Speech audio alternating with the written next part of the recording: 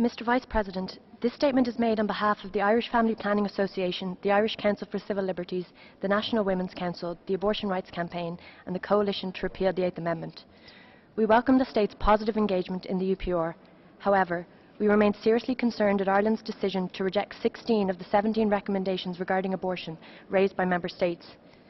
These recommendations are fully consistent with the views of the expert human rights bodies that have examined Ireland's abortion laws and concluded that they fall far short of the requirements of its international obligations.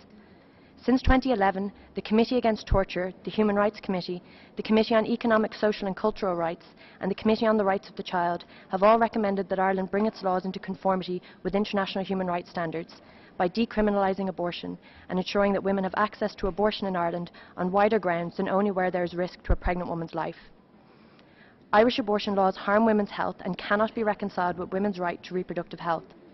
Since 1980, at least 165,000 women and girls have travelled abroad to access abortion. In addition to the harms to women's health this involves, each woman must carry the entire financial, practical and emotional burdens of doing so. These burdens fall most heavily on minors, women on low incomes and women who cannot travel freely to another state. These women disproportionately experience delays in accessing services. This is unacceptable. Women in Ireland have the right to access the highest level of reproductive health care, including abortion services. The Government is committed to a citizens' assembly.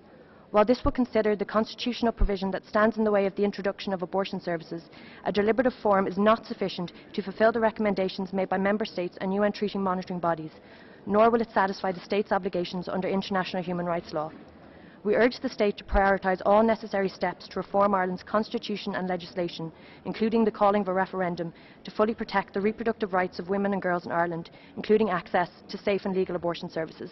Thank you.